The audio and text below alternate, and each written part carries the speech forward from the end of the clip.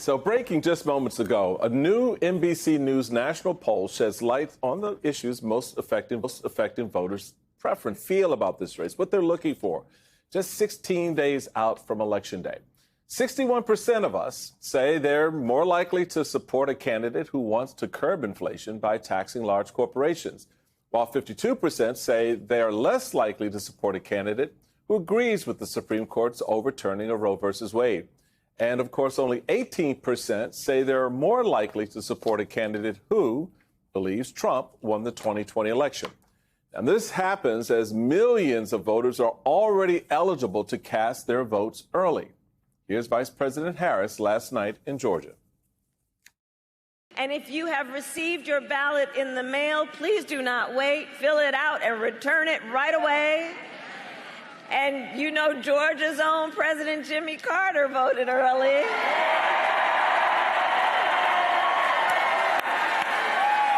Bless him. Just days after his 100th birthday. So look, if Jimmy Carter can vote early, you can too. Absolutely. Joining us now is Democratic Senator Elizabeth Warren of Massachusetts, who's out on the campaign trail bright and early. Senator, welcome. Thank you. It's good to be here. Good morning, Senator. Let's start really big picture. When you were out there on the campaign trail and you inevitably meet one of these voters who says, I think I'm voting for Donald Trump because he's just better for the economy, how do you persuade them? Look, I start out with what happened to our rights across this country. Donald Trump goes out and brags that he put in place a Supreme Court that took away a constitutional right from half the population. We now live in an America where 30% of all women live in states that effectively ban access to abortion. I've talked to those women, talked to them about what it means. They're in the middle of a miscarriage. The doctor examines them in the emergency room and says, I'm sorry, I can't treat you because you're not near enough to death. Go back out to the parking lot and hemorrhage for a few hours and then come back. That's all on Donald Trump.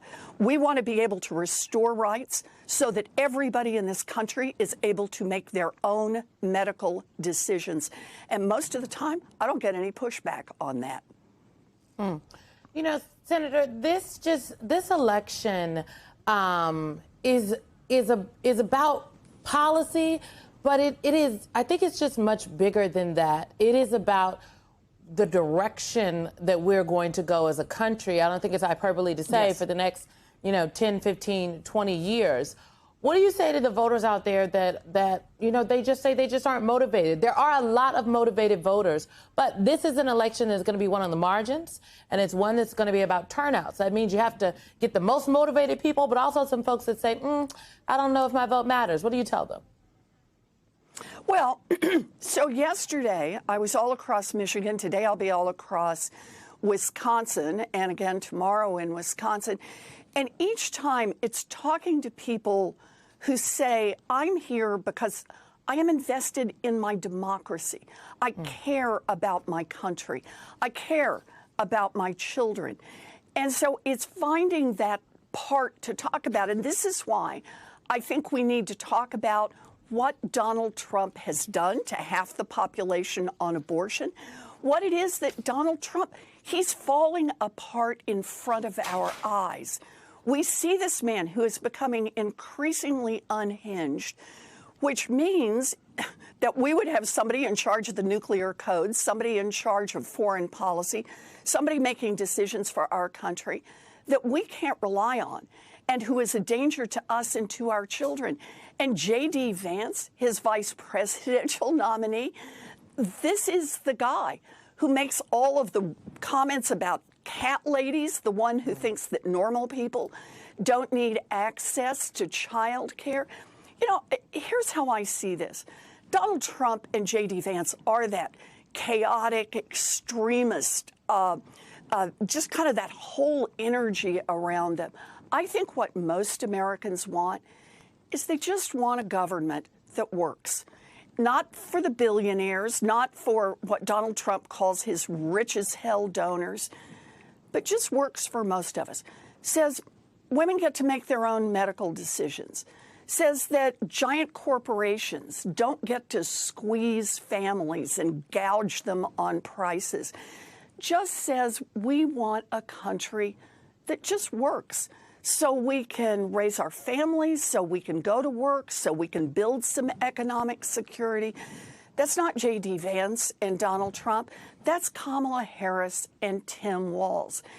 And I think people really do see that difference. And the people I'm seeing are not only motivated to get themselves to vote, they're motivated to get out there and knock on those doors, make those phone calls, talk to people in parking lots, and actually make it happen. Senator, you say people really do see the difference between these two candidates. And I'd be willing to wager a little money on that one. And the reason is... Not you trying to bet Elizabeth Warren on national television. You know, we can, some crab cakes and some great Massachusetts fare. But the reality is this. Donald Trump, you talk about, for example, most voters want to, and the poll shows, support taxing large corporations. Donald Trump is allied with billionaires, went to the energy industry and said, hey, y'all give me $1 billion and I'll give you what you want. Exactly. Folks didn't move the needle with the American people. Donald Trump is bragging about the overturn of Roe versus Wade. You just addressed that very eloquently. And yet the American people are like, yeah, OK, whatever. Last night on a stage, Donald Trump addressed his rally, and he spends not one, not three, but 10 minutes talking about another man's genitalia. So please explain to me what America wants right now. Okay, so let's just start out here with the notion that this is not what all of America wants. I get it.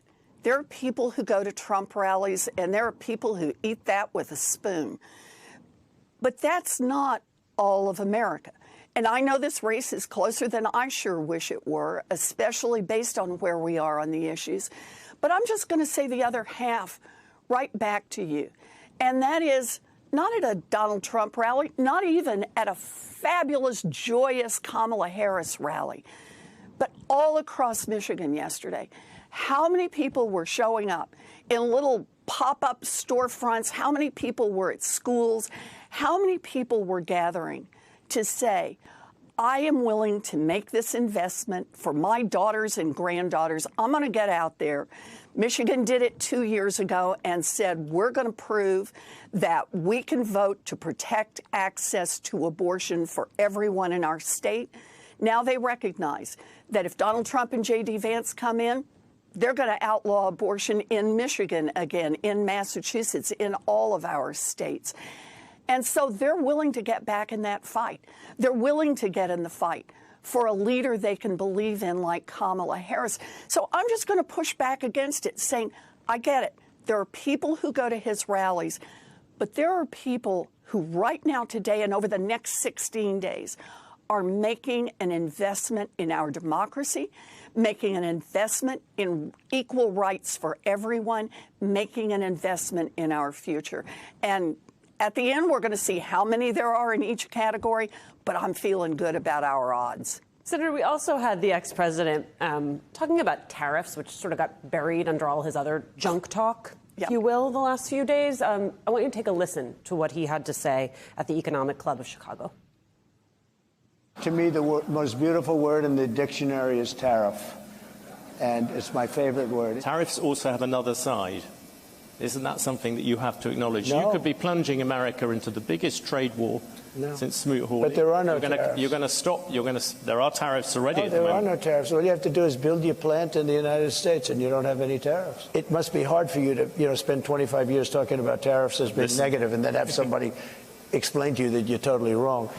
Senator, help me understand the obsession here. Look, Donald Trump has no economic plans otherwise. Let's be clear about that.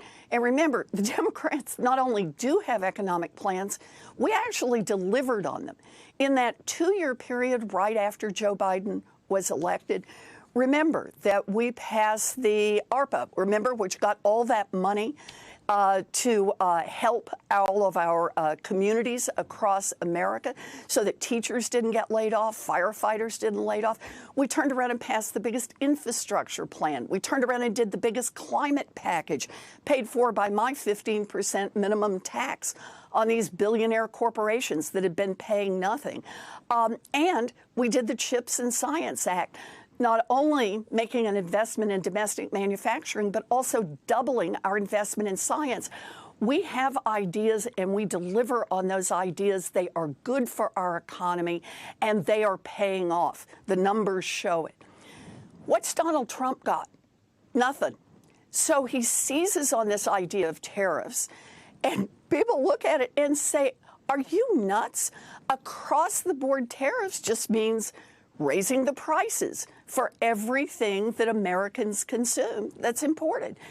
And Donald Trump just keeps going straight on because nobody can persuade Donald Trump about anything.